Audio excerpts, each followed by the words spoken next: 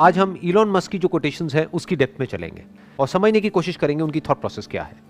तो जो सबसे पहला कोट है वो है, the first step is to establish that something is possible, then probability will अकर।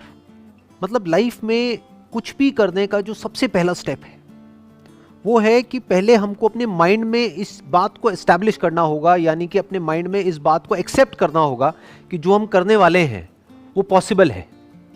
अगर पहले ही हमको डाउट है कि वो पॉसिबल भी है या नहीं है, तो उसके बाद हम कुछ भी कर लें उसका कोई फायदा नहीं है, वहां पे रिजल्ट नेगेटिव ही आएगा, करने का कोई फायदा है। अगर आपके खुद की भी माइंड में डाउट है कि पता नहीं ये हो भी पाएगा या नहीं हो पाएगा, तो फिर आपके फेलियर के चांसेस बहुत ज्यादा है। वंस यू अंडरस्टैंड कि ठीक है अभी तक किसी ने नहीं किया है, अभी तक नहीं हुआ है, पास्ट में नहीं हुआ है, लेकिन इसका मतलब ये नहीं है कि फ्यूचर में भी नहीं हो सकता है। मुश्किल हो सकता है लेकिन पॉसिबल तो है।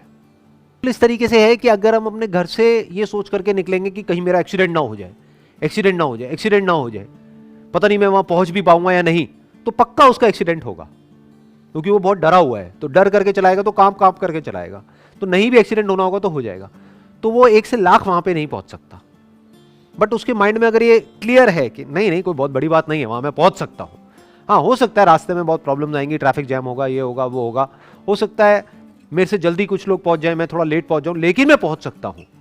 वंस दैट इज क्लियर, अब अगर वो ड्राइव करे तो उसमें एटलीस्ट एक कॉन्फिडेंस होगा, और कोई प्रॉब्लम आई तो और अच्छे से कॉन्फिडेंस से उसको फेस कर पाएगा। भी आपको कुछ ऐसा करना है जो पास्ट में नहीं हुआ है, दैट कुड बी एनीथिंग, छोटे से छोटा, बड़े से बड़ा, तो सबसे पहले माइंड में इसको एक्सेप्ट करना पड़ेगा कि इट इज पॉसिबल।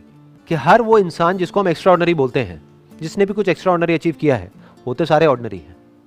उनकी क्या 4 आंखें होती हैं, 4 कान होते हैं, 8 हाथ होते हैं, 10 पैर होते हैं, दिखने में और हर तरीके से वो बिल्कुल एक नॉर्मल इंसान के जैसे होते हैं, बिल्कुल ऑर्डिनरी होते हैं। फर्क क्या है ऑर्डिनरी और एक्स्ट्राऑर्डिनरी में? चॉइस का फर्क है।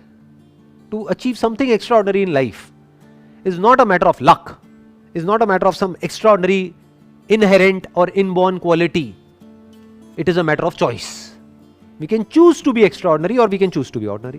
दूसरे वे में बोला जाए कि अगर आप लाइफ में एक्चुअल में एक्स्ट्राऑर्डिनरी बनना चाहते हो या कुछ एक्स्ट्राऑर्डिनरी करना चाहते हो, तो आपकी विल पावर बहुत स्ट्रांग होनी चाहिए, इच्छा शक्ति, कि मेरी फीलिंग्स ये कह रही है मत कर, लेकिन मेरी इच्छा है इसको करने की। तो उस इच्छा में इतनी शक्ति होनी चाहिए कि वो हावी हो जाए आपकी सारे के सारे डर के ऊपर, कि उस डर के बावजूद भी आप वो कर पाओ।